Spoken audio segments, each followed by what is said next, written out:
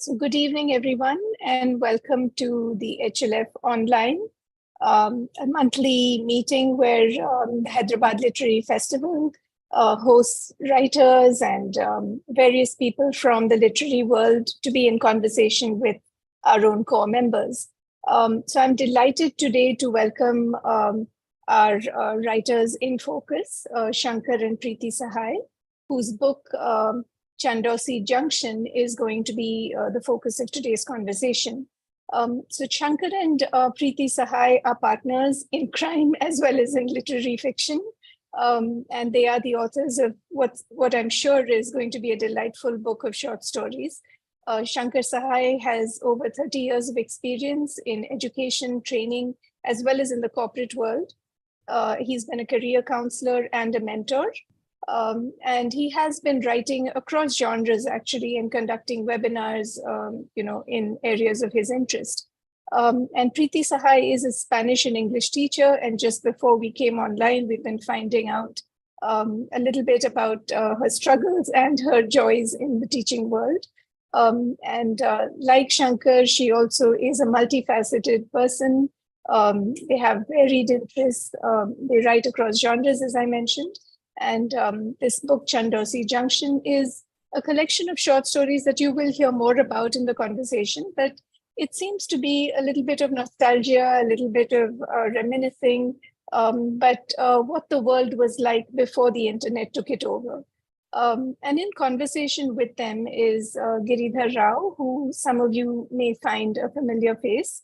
He is a member of the HLF core team, and he is currently teaching at the Azim Premji University, where he teaches on the pedagogy of language and literature. Perhaps some of you know, he is an Esperantist, and that is, again, something that we may hear a little more about in the conversation. So the book itself, Chandausi Junction, as I said, is a collection of short stories set in India between 1942 to 1982, a 4-decade period. I think I have not read the book yet. I'm waiting to do so and waiting to hear more about it. So over to you, Giridhar, and looking forward to this conversation. So before we begin, I'd just like to remind everyone that you can put in your questions in the chat box, and we will have a little time for audience interaction at the end of the session. So thank you all, and over to you, Giridhar. Thank you, Usha. And welcome, Shankar and Preeti Sahai. Pleasure meeting you. And pleasure reading the book. Shall we just hold up a copy to give our viewers a flavor of the cover and so on? There you go. Thank you. Thank you. We'll come back to the cover in a moment. Thanks a lot, first of all, Antardinada. Thanks a lot for inviting us to the literary festival. It would be our absolute pleasure to be here and having conversation with you. Thank you. Yeah, I look forward to it too. So I was thinking that we would structure it with a few questions, preliminary questions, and then invite you to read some portion of the book and maybe a few more questions, and then maybe open it up to our viewers, to our audience. So let me start with something Usha mentioned, namely that Shankar Sahai, you are a marketing professional with wearing various other hats, I believe, as I saw in the write-up about you. Preeti Sahai, you're a language teacher, not only English, but an exotic language like Spanish as well. How on earth did you come to write a work of fiction of this kind, which traverses time and space? So tell us a little bit about the genesis of this book. I think would not be wrong to say, as you have mentioned, that I've been a marketing person right from the beginning. I started my career with marketing, and marketing is nothing but storytelling. Better the storyteller you are, the better you will be able to market your product. You go to a dealer, you go to a distributor, you go to a wholesaler, or you go even to your boss asking for a favor. It's just a storytelling. So that was the beginning. I started coming up with the stories, and after that, it was the second or the third wave of COVID. That was 2021, and all of us were locked at home. And we discussed amongst ourselves, and then the idea struck us that why not come up with some work which can be carried on, which can be given to the next generation, and which can be shared with them. And there we started talking about, we started discussing like our parents, my parents, the stories which have been told to us. We started coming up with one after another, the story kept on getting added. As Wonderful. I'm a mother and a teacher, I know that the best way to pass on a message to the youngsters is through stories. So all the story, we wanted the innocence of our time, the morals by which, the code by which our ancestors lived, and we believed in, which we imbibed from them. I wanted to show that to the children of today without being preachy.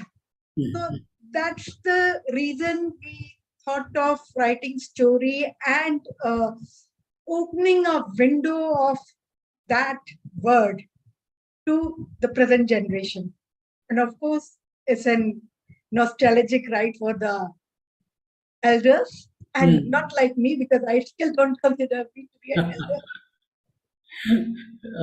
So it just struck me when Shankarji was saying that marketing is nothing but storytelling. But in your case, before the storytelling could happen, story listening had to happen. No? Marketing people are not necessarily very good listeners. Uh, they they have an agenda. They have something to sell. So how did that happen? That you elicited stories from your elders in such a evocative way? I think it was basically kind of a flashback button. So we used to discuss, talk a lot, and one after another, the stories kept on playing in our mind. That that incident occurred in Shahjahanpur, or in Tilhar, or in Bareilly, or in Muradabad, or Varanasi, one after another, and it kept on getting added.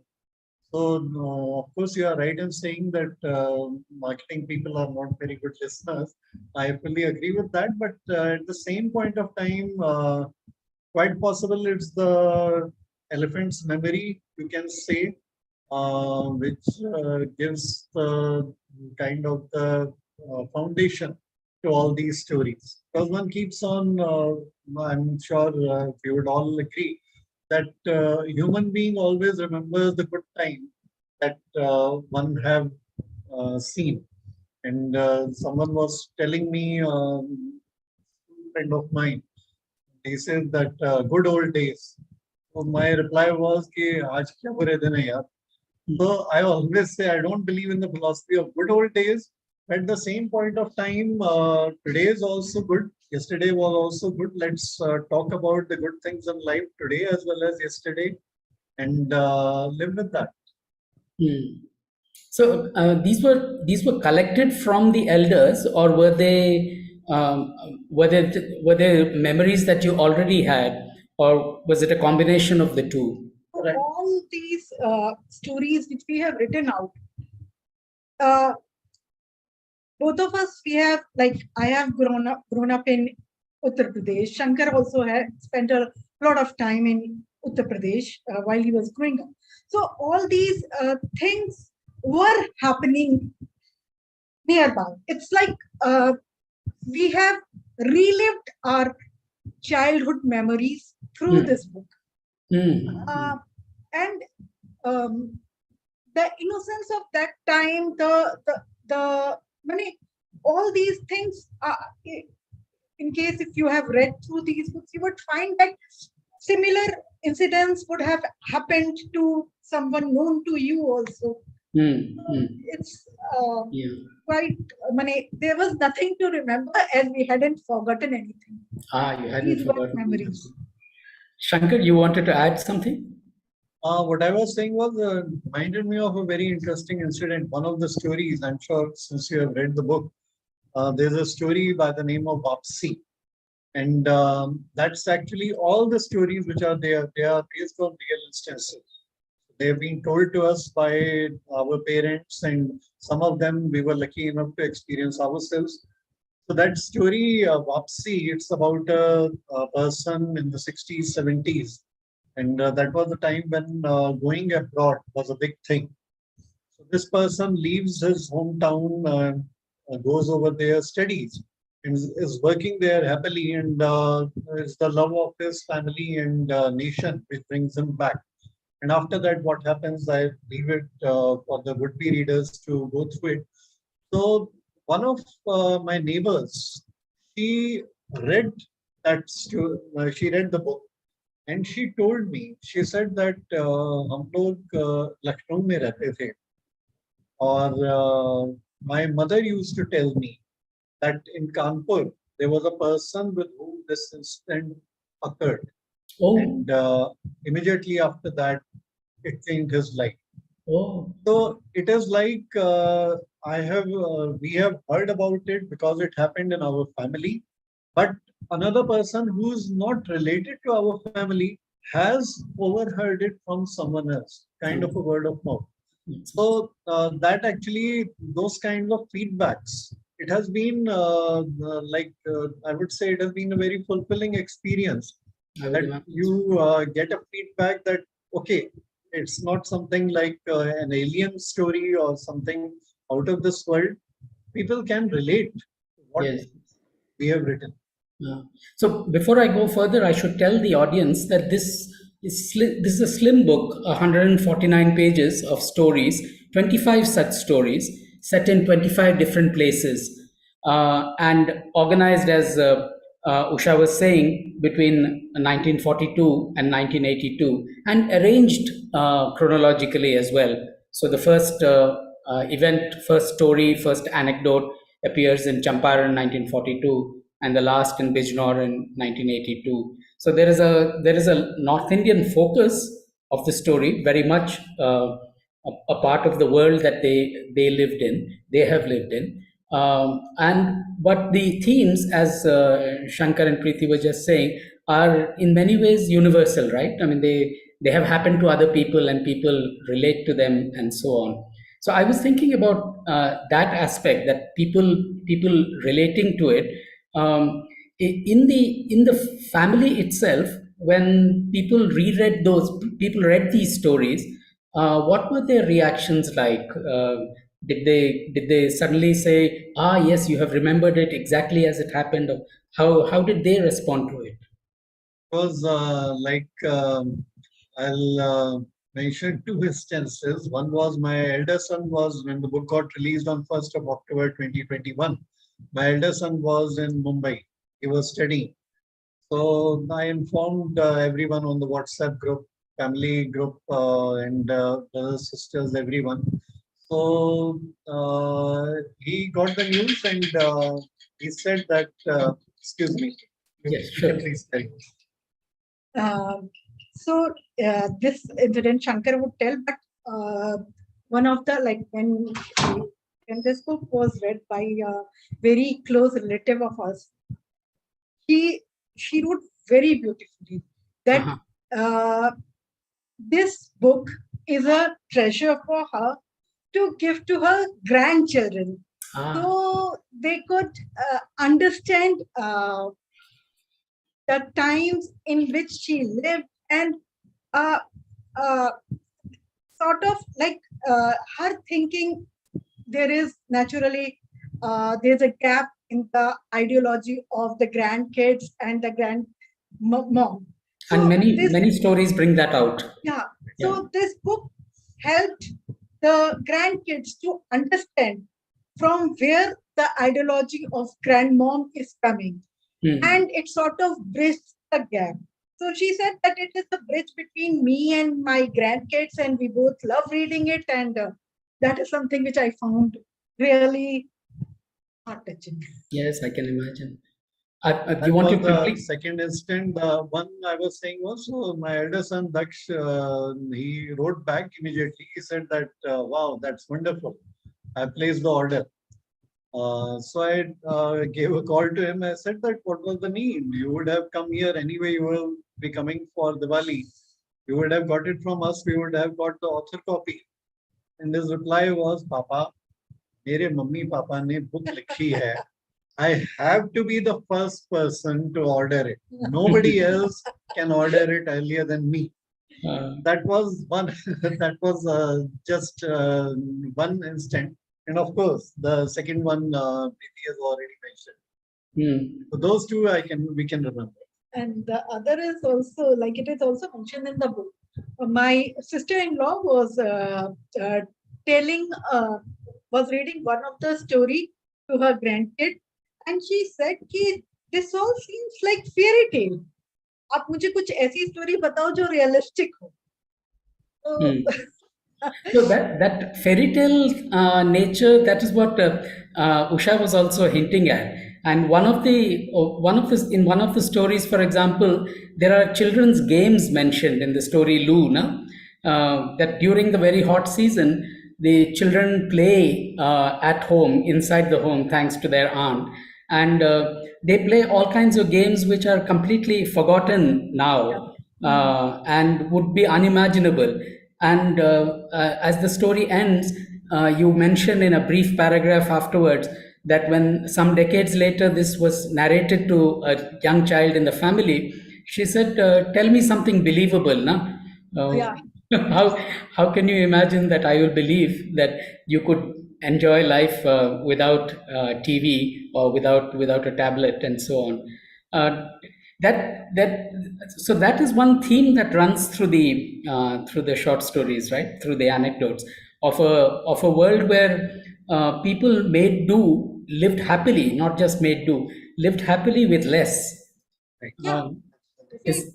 Was that your formative experience as well? I think yes, because see, at that point of time, many a times it's discussed when we were growing up, then our parents used to say that we used to have so less of an income, 1/10, and still we used to live very happily. And our defense at that point of time used to be that there was not much money to spend on. What were the products? You used to have bicycle. Cars were owned by rarest of rare. So today, going by that logic, quite possible, the next generation will be saying the same thing to us. That at the most, the luxury that you would be having was the television or color television when you were growing up. Nothing more than that. Air travel was not, it was beyond imagination. Usually in trains, and trains also like 3-tier AC, second tier, those kinds of things. So I think it is as the time passes by, the inventions increase, more and more convenience products comes up, and of course luxury also comes, and most important thing, people's standard of living improves, Right. which cannot be forgotten. So to my mind, I think living happily is, I always say it's a state of the mind. Two people in the same scenario, one is absolutely down in the dumps, the other one is okay, normal, pacified, the third one is more vibrant. So I think that's the only thing. People of that time, they were contented. I would use the word. That's the one thing which I can say. It was not something like that. In Hindi, we have got something like lipasya. That kind of thing was rarest of rare. So that's the only thing I can say. Yes. No, that and that comes through in the stories positivity and a general sense of well-being amidst not being there not being very much. And that brings me to something else, which I will touch upon, the illustrations in the book, before inviting you to read a short story. The illustrations are by Arushi Prakash, and they're of all kinds of objects, some recognizable, completely familiar, others completely not. I remember seeing a cart which is completely familiar, but a hold all which I have not seen for a while. A chimta, yes, I've seen those. A Roshandan, and a lathi, of course, we are danda. So, what was there? Did you just leave it to the illustrator, or was there a process of discussion about what to illustrate and what to leave out? No, it was not like some things like mashak. So I'm not a very good, I can't draw much, but I gave a rough idea. Oh. And the child, uspe usne work kara, and she tried to, whatever her imagination thought ki aisa hoga. Acha, aisa kara. You said Yes. child. Arushi Yeah, Prakash she's a child. she's 12 years old, and Really? she did a wonderful job. Yes, because indeed. the idea was she stays in Lucknow. So the idea was that to bring out to the next gen people, they can see the objects which they have never seen before. Because Ah. today we talk about Roshandan. The English of Roshandan, which we used to say, was ventilator. And if you talk about ventilator today, it's a completely different meaning. Quite After right. COVID, Quite right. people have become more aware about it.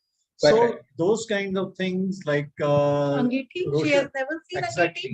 Angithi, Roshandan, as you mentioned, Chanta, or say something like Tak. Very that built-in space in Right. the walls where Yes. people can keep the place. Something which used to be very common in that period, and many of the places in India, it's still common. Yes. But the people in the metro or mini metro cities, they would not be able to relate to it unless and until it is drawn, unless Yes. and until it is a picture is there or they are shown the visual for that. Yes. That's And the that, purpose. and in fact that the story in which the Tak appears is itself a powerful story. But before I come to that, I'd like you to say a couple of words about this absolutely astonishing cover that you have found for the book. Tell us a little bit about the sepia toned train pulling out or pulling in to Chandausi Junction. Full credit to Notion Press, because none of our webinars or authors meet can be completed without a mention of Notion Press, because then the book was, they made it possible for the book to see the light of the day. That was the first thing. And the second thing, the cover, we were actually looking for a picture. I went on the Google and there was a picture of Chandausi Junction written on the railway station, and I put it up. So I shared with them. So he said that, is this picture taken by you? I said, no, it's taken from the Google, and I can put up the site as reference. So he said, no, they can be something like, they can be right violation, those kinds of things. So I said, then you find. So they sent me the pictures of railway stations, junctions, and all of the railway station junctions pics which they sent me, they were from US and Europe. They were swanky, escalator, revolving doors, all kinds of things. So then I explained to him, I said, no, it has to be something very rustic and old third charm. That's what we are looking for, a small place. Chandausi is a small place in town, it's not a village.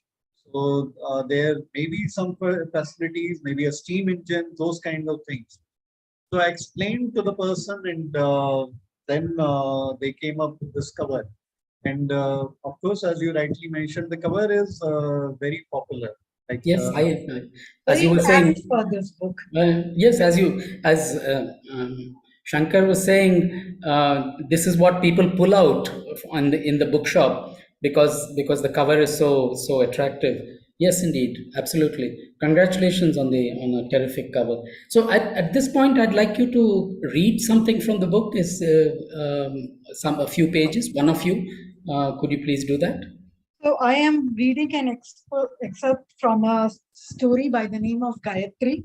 I'm reading this because I like the story because the story portrays the innocence of the child and the respect which the parents give to the idea of the child.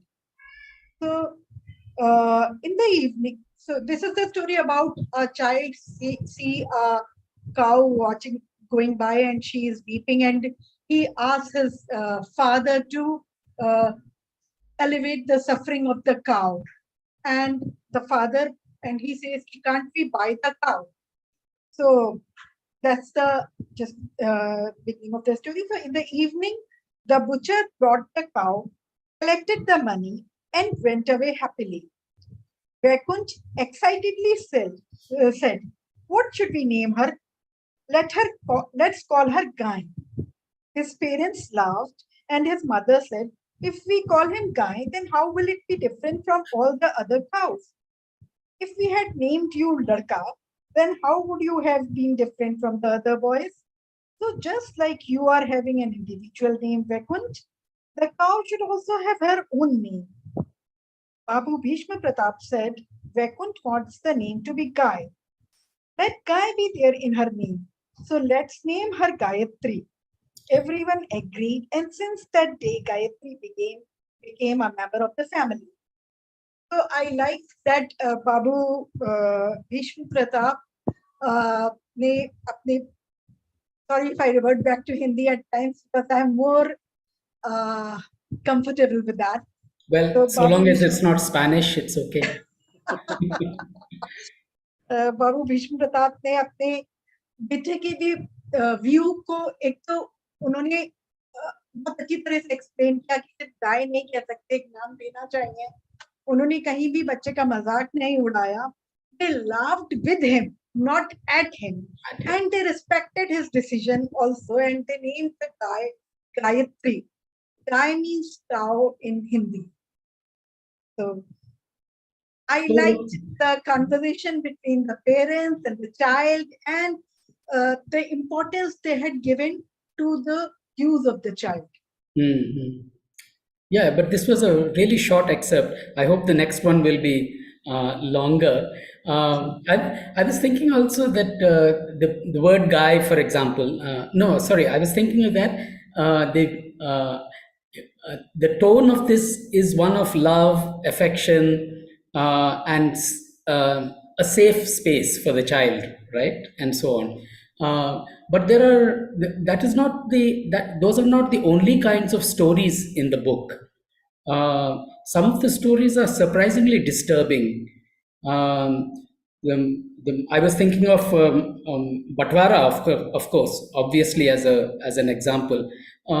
Would you like to say a little bit about the genesis of that partition story? Where did it come from? Which part of the family, etc.? Yes, actually, it's set in 1947, no? Yes, No. exactly. So my father and his forefathers, they hailed from the city of Chandausi. So this is an actual real life story. My mother used to tell me that and the incident happened. My grandfather was Babu Bala Sahai.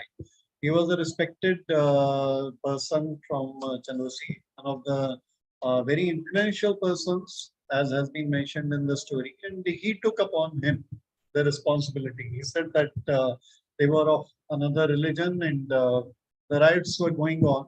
So everything is picturized in the story. We have all heard about it. We have all read it in the newspapers, but somehow or the other, quite possible many a times we forget it.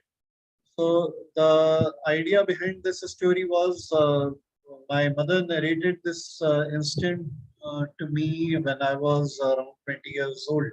And at that point of time, quite possible one is young, one is having all that josh, not having hosh. And so I couldn't understand it. That what's the big deal? Why get involved? That was my Mm. question. My simple question was why get involved? Because as in the story, the protagonist's wife, he says it again and again. You are very careless. You're not Yes. thinking about your safety. You're not thinking about the safety of your family members. Why are you doing it? Who are they to us? So the same reaction was mine. And today, maybe after 30 years, when I speak to my children, luckily enough, they convey the emotions which my mother conveyed to me. Uh-huh. So that's why, like it was, I'm talking to them, and it was like I'm talking to my mother, and they were able to convince me. They Mm. were able to convince me that no, it is wrong. It is wrong to harm one human being harming another human being. Law is there. If there is some problem, that's why law, the police, everything is there. The administration is there. How can someone be allowed to take the law in one's hands? And that's why, that's how we thought of writing this story. Yes. You absolutely said it is very disturbing, Yeah. based on a real instance, and that's what I have written at the last line says that for the hope against hope that everything becomes normal. Yes, yes. I should tell the viewers that the story is inevitably set in it. Inevitably, it is a grim story, but the ending is not. The ending is an open-ended one and full of full of hope, full of the potential of human goodness. I'll come back to that in a moment, about the about that hope that you have shown throughout the stories. But I just want to turn to Preeti ji and ask about another a story where um, a woman's sense of freedom is explored. Sakhi Saheli is the story I had in mind, and that is a really wonderful example of a solidarity and a cross generational understanding. तो थोड़ा बताइए ना उसके बारे में. So, uh, when I was growing up, relatively, my parents were quite modern. मेरे को सारी freedoms मिलती थी. But I had seen that many a times the ladies of my mother's generation, they didn't had the freedom to go out, and unki outing was only going in the family. It was never considered important for them to have friends apart from the family. Yeah, And a phrase you use there is घर परिवार आचार संस्कार. हाँ, इसमें Yeah. उनकी पूरी पूरी जिंदगी बंदी होती थी. और एक और चीज थी कि इट वाज हमेशा ये पोर्ट्रे किया जाता था कि mother in law and daughter in law can never be friends, which is actually not true. It's kind of if they are living together, they are understanding each other pain, then it happened. So this story is based on that the daughter-in-law fights with or rather put the points of her mother-in-law forward to her family to provide an escape for her and to open an avenue for her exploring her identity along with her friends. And it worked really well because it was such a heartening. The conversation itself was such a revelation of. It was not that the main folk were like regressive, you know, unko us cheez se koi problem thi, but they had never seen that. They had never even thought in that direction that the women can go out of the home. So just a little awakening of their intellect and the changes happen. But geez, it's not necessary for things to change drastically. Slowly also a major change can be made. Mhm. No, I think that is one of the takeaways, my takeaways from this book, that it is full of small revolutions. There are individual acts of heroism, of uh, fortitude, of wisdom, um, and in individual families. And so that brings me back to actually the Batwara story that Shankar was talking about. That there is a strong moral strain running through the entire book. That it seems to have been, the stories seem to have been chosen and written with a certain view of making the world a better place. Would you agree? Is that a Definitely. strong? As we are now parents, so the biggest gift for us, gift which we could give to our kids would be to give them a place, a better place, a place where people have understanding, are capable to understand the views of each other. So these stories and empathy, uh, to understand the point of view of others, to understand the pain. The word is more empathetic. It would be like I want my children to live in a more secure, more empathetic way, and that's the Yes, and it shows in the message of stories. the book. And it connects to something you were saying earlier, that Shankarji was saying earlier, that suddenly somebody says exactly the same thing happened to, they've heard of another story where such a thing happened. Shankarji, do you want to add anything to what Preeti just said? I think Preeti has summed up very beautifully what our thoughts are. Just remember one instance long time back, late 1970s or 1980s. My elder brother used to take me to a lot of conferences. So at that time, I never used to understand its importance. I used to crib also. But based upon that, I remember like that time Cold War was going on between US and USSR. There was a seminar going on and somebody quoted Mr. Ronald Reagan as saying that our children should live in peace, not in pieces. And I think it sums up beautifully what every parent's desire is. No parent would like that any hard time or any difficult times becomes or is there in the life of their children. I think that's what all the stories are about. Right, and building bridges across generations. In fact, one of the powerful stories is called Pulia in the collection, of building a bridge between generations, and it is a woman who does the bridge building, and that too tells us something about your choice of characters. So the anecdotes were obviously transformed also, right? They were heard, of course, they were listened to, but you chose them and you selected them and then adapted them for a certain kind of narrative. Is that right? Yes, so little bit of our imagination, like Ji.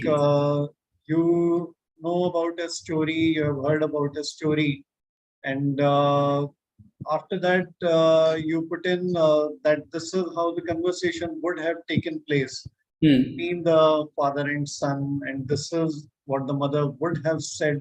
So those kind of things, a little bit of quite possible we can say masala. No, it's That's liberty. adding realism. That can be there. Um, But basically, that's the only thing. That's the only thing we do. yes, and I mean that is to be expected. This is, as the book declares legally in the beginning, this is a work of fiction. So, but it occupies a strange place between the fiction and reality. Fiction is So also based on reality only. true, yes, and in this case, very much so. Yeah. And every single story has a location and a date and a year. So, what could be more precise than that? We are coming towards the end, but would you like to read another 5-minute excerpt, perhaps? Sure, I'll take up one story. This is by the name of Parvarish.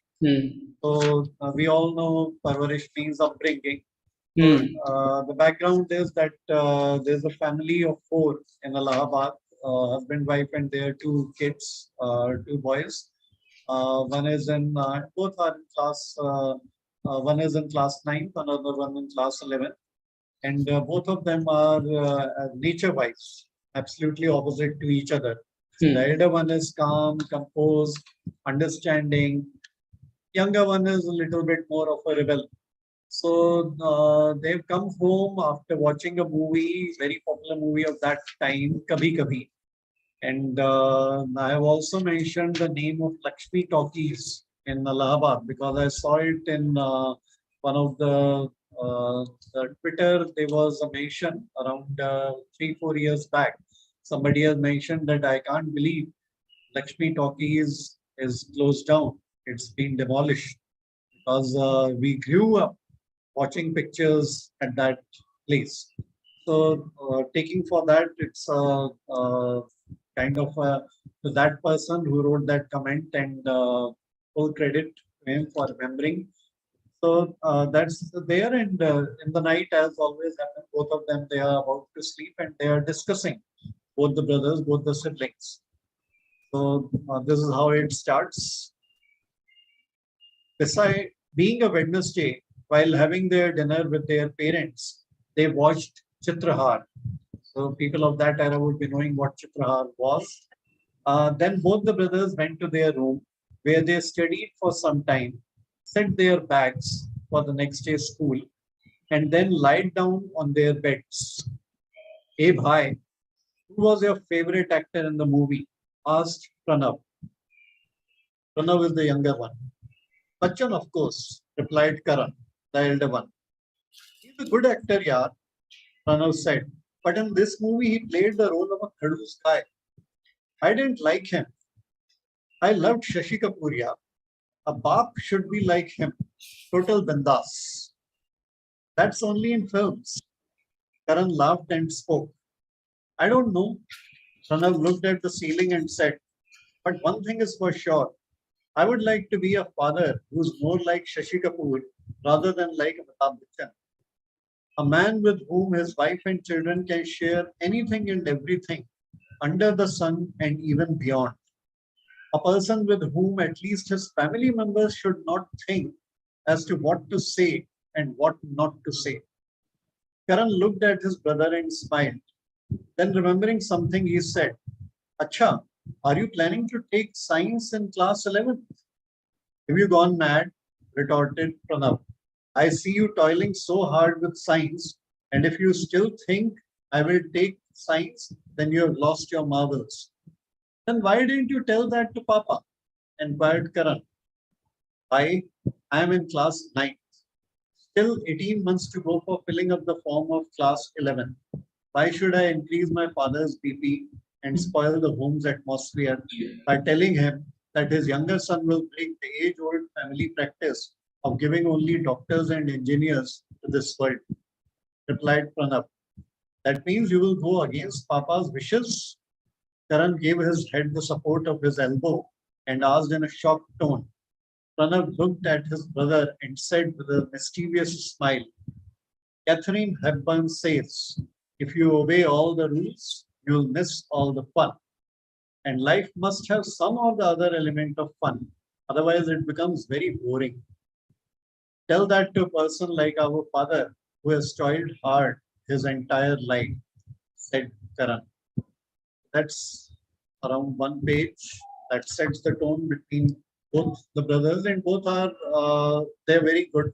I would say that because usually the opening sequence, one would read the conclusion that the younger one is irresponsible and elder one is responsible. But that's not the case. Both are having a heart of gold. But at the same point of time, their thinking is very different from each other. And they've got their own way of living. So the elder one says that one should be truthful, tell the parents exactly, and the younger one, quite possible, is maybe more practical. Why tell the thing today, which is 18 months away? So those are and how the story progresses after that. That's For the reader. readers Yes, can. lovely, absolutely. Yeah, that the psychology of that interaction is captured quite well, including body language of the two boys in conversation. I was also thinking that the book mentions that both of you are movie buffs, and this is abundantly clear Yeah, in this um, this too, especially.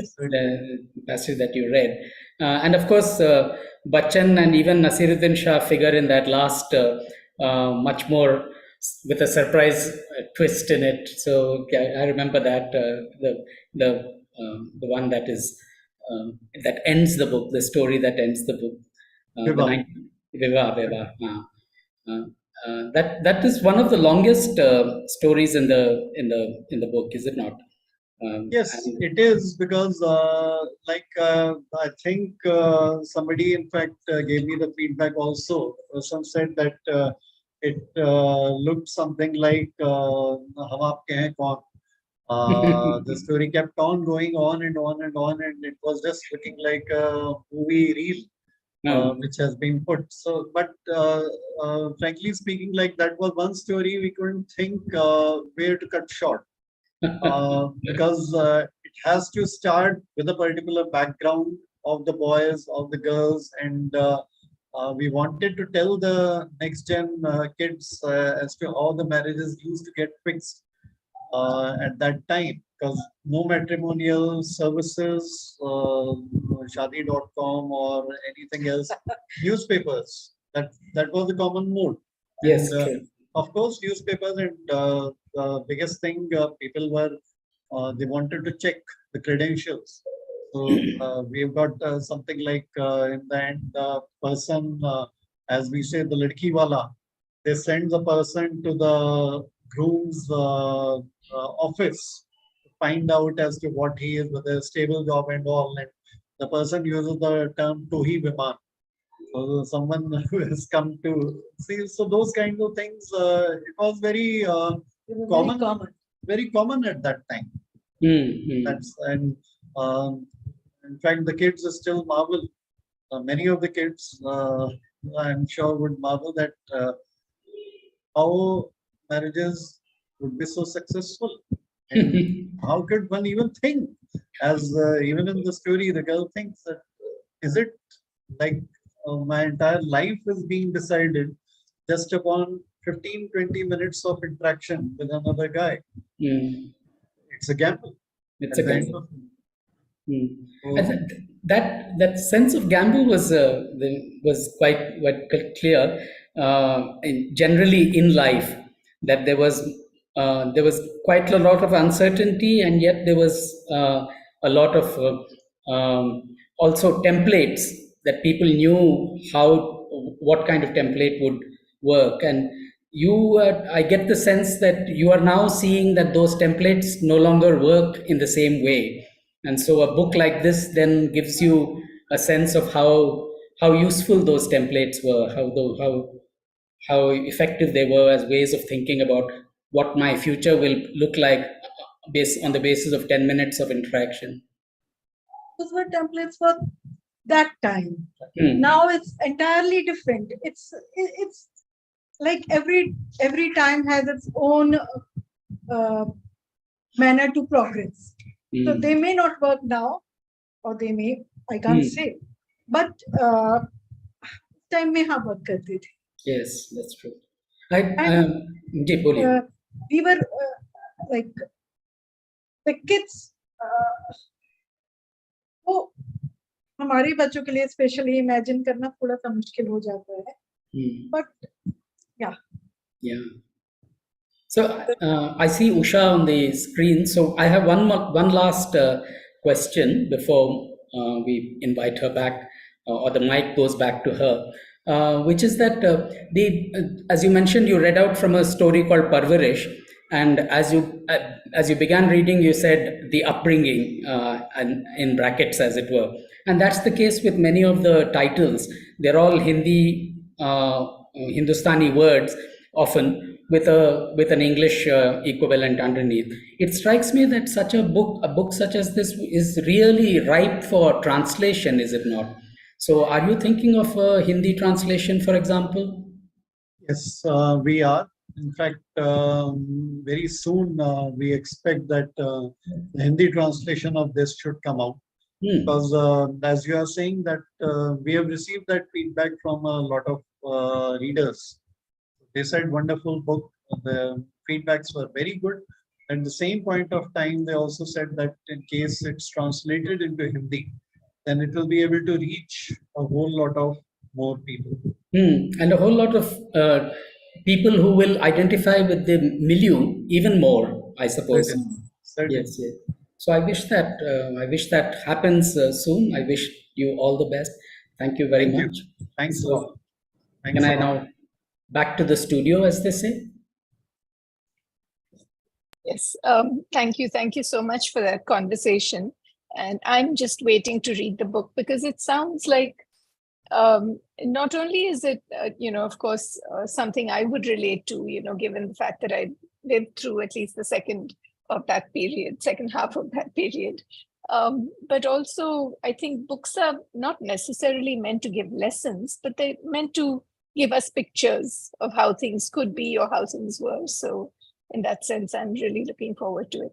But I just had one question before we wind up, and that is about process. And this is a co-authored volume, and I just wondered, how did you share the writing, and how did you negotiate, that back and forth? I think it has been now 29 years since we have been together. So sorry I took the gap. I was actually counting. So, but Touchwood, of course, we have been a wonderful team. And in this case also, the writing and the editing and the thought process, we worked on it together. And it was never, there was nothing, I would not say that the difference of opinion was not there. The difference of opinion was there, but the conflict was not there. So it was something that sooner or later we would agree to a one common point. And I think that worked very well. Actually, Shankar is a better writer. I'm a better editor. So Shankar writes, if he has written something, I may not be able to write it that well, but I can definitely, whatever he has written, I could sort of elevate it, ki ye zyada acha hota. So that way we have worked. Yeah, because I mean, you see a lot of co-authorship happening in nonfiction. And of course, this book seems to straddle that space of fiction and nonfiction. So maybe that's why it works so well. But it's rare that you see co-authorship in fiction. So I was just curious about that. So I think, we don't have any questions in the chat, but very often, our sessions end up leaving people with something to think about, something to look forward to in terms of reading the book. So thanks once again for engaging in this conversation. And I'm sure many of our viewers also will be looking forward to reading the book. Any last words, Giridhar? Or yes? So I'm looking forward to the Hindi translation as well. At least you will not need to put English meanings in the brackets. So that is We'll soon come out with it. And big thanks to Hyderabad Lit Fest, Usha ji, Siddiqui ji, Girdhar ji, your entire team. It has been lovely interacting with all of you. Thank you so much. Yeah, thank you. So we do have an event next month, and I'd just like to tell our viewers that on the 16th of June, we have a book launch, which will be in person in Hyderabad. So of course, if both of you happen to be in Hyderabad, you should definitely attend. It's the release of the book of a Hyderabadi author, Ashish Pitti, who has written a book about birds, and bird watching. So we're looking forward to that. So thanks again. Thanks to both of you and to Giri for facilitating this. And we will see you all soon. Next one. Thank you. Thank you very much. Hasta mañana. Yes. Hasta luego. Hasta luego. See. Hasta luego.